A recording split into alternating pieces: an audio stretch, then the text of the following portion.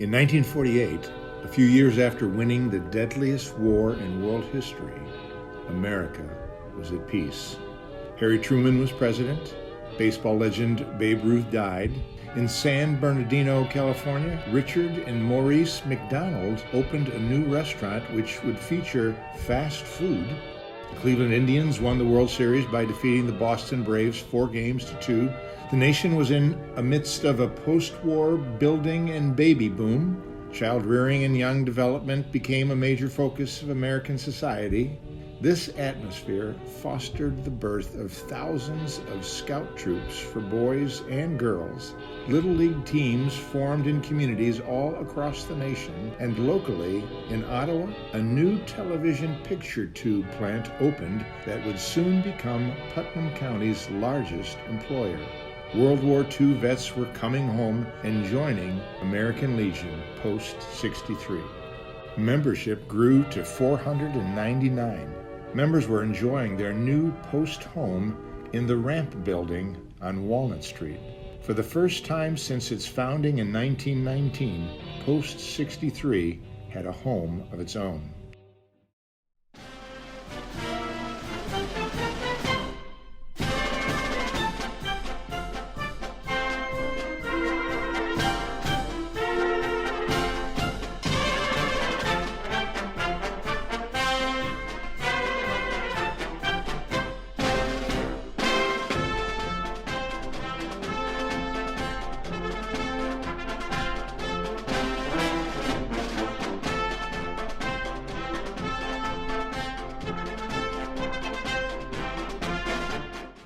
Optimism reigned as Post 63 was entering an exciting decade of growth with a new commitment to serving the community, the state, and the nation.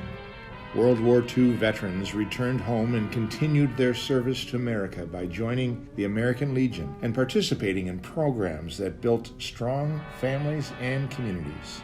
In the spring of 1948, the commander of Post 63 was Edward A. Riemann, and clubroom manager was Alvin Jiggs Compton. These men, along with Joe Ruey and several others, felt it was time to resurrect the Legion baseball team, which had been put in hibernation at the beginning of World War II.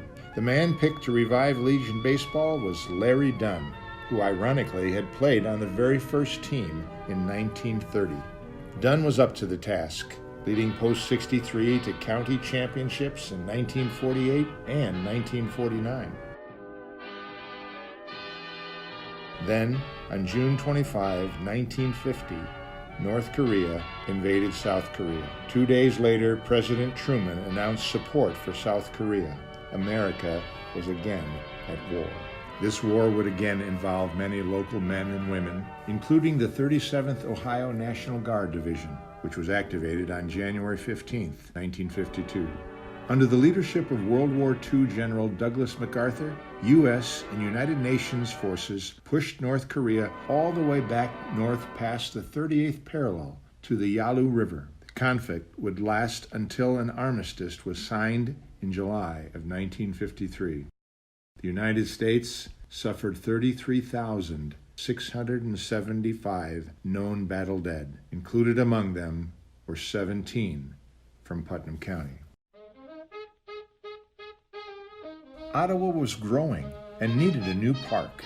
In July of 1950, plans were unveiled at a joint meeting of the Ottawa Kiwanis and Chamber of Commerce. The park would be located east of Pratt Street and north of East 4th Street, and would eventually include tennis courts, shelter houses, restrooms, playground equipment, and a lighted baseball field.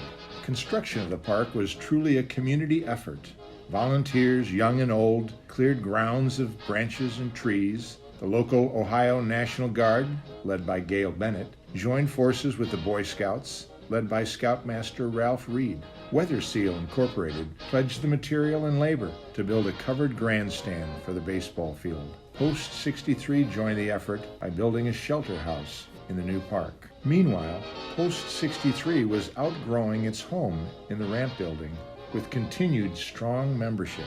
Popular clubroom was always busy, and the upstairs dance hall literally shook as couples whirled around to the music of big bands like Glenn Miller, Benny Goodman, and Tommy Dorsey.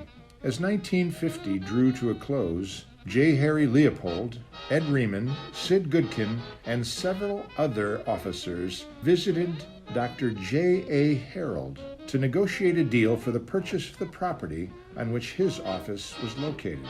The house was originally built by Civil War veteran Dr. Hubert Huber in the 1880s.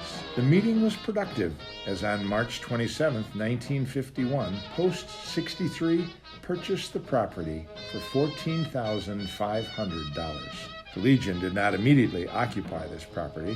There were certain limitations. The old house would become a bar and clubroom, but there were no large meeting rooms or a recreation hall.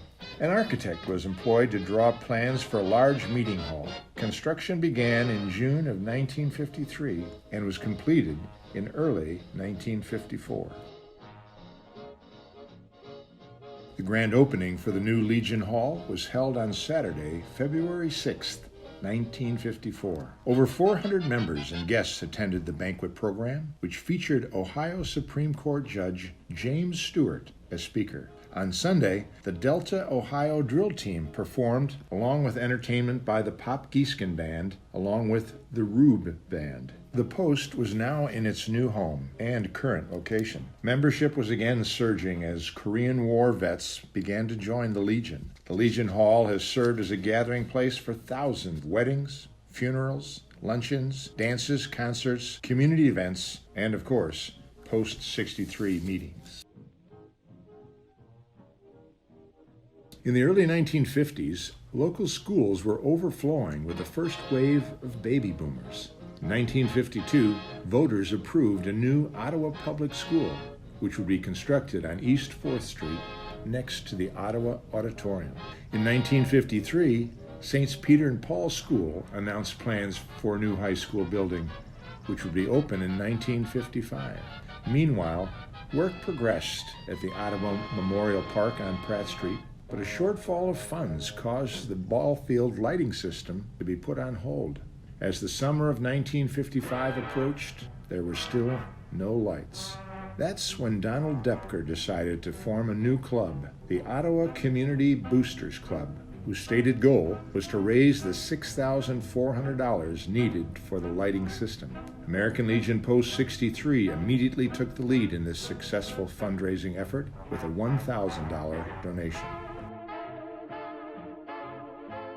On June 12, 1956, the first night baseball game was played at Memorial Park as the Ottawa Legion defeated the Delphus Legion by a score of 3-1. The 1956 Legion team was coached by Bob Recker and Bob Van der Ems from Kalida and Joe Nienberg from Glandorf. Post 63 officers appointed a new general manager, Claire Shorty Kreinbrink. Yes, the same Shorty Kreinbrink, who as a young boy collected fresh cow manure patties from Beutler Field for his grandmother, who in turn packed them on her arthritic knees. His entrance on the stage in 1956 would be somewhat quiet, with no precursors of the tempestuous 35 years to come, when he would make an indelible mark on Legion baseball and become a veritable legend. On March 7, 1960, a discussion was held regarding a proposal to raise the old Dr. Harold office and residence, now the Post Club rooms, and build a new front. Tom Studer was chairman of the committee, which included Robert Ruth, Donald Gibson, Donald Meyer, Richard Recker, Dick Ruey, Bud Hart, Robert Warren, Joe Ruey, Hank Miller, J. Harry Leopold, Elmer Drurup, and Dave Hamilton. At the April meeting, authorization was given to proceed with the plans at a cost of $40,000. Construction progressed rapidly, and the Post began moving furnishings into the new front in late October of 1960. The new lounge included a mural of the Four Seasons, painted by local artist Ron Wanamaker. This mural can still be seen at the Post. In the December 1963 issue, Hermiller wrote, "A great tragedy struck our nation on Friday, November 22nd, when President Kennedy was felled by an assassin's bullet. All true Americans, regardless of race, religion, or politics, were deeply saddened by this event." In 1964, under the leadership of Coach Gene Steckschulte Sr. and General Manager Shorty Kreinbrink, the Post 63 baseball team won its very first district championship.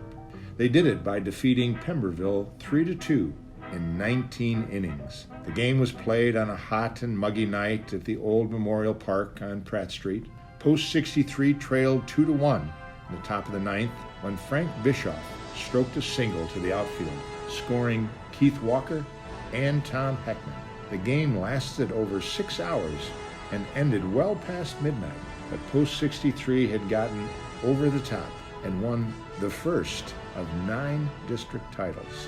One of the many Post activities that promoted family values was the Father-Son Banquet. In 1965, a committee comprised of Charlie Depker Sr., Norm Bellman, and Dick Agner brought in Lou Groza as speaker. Groza was the place kicker on the 1964 world champion Cleveland Browns.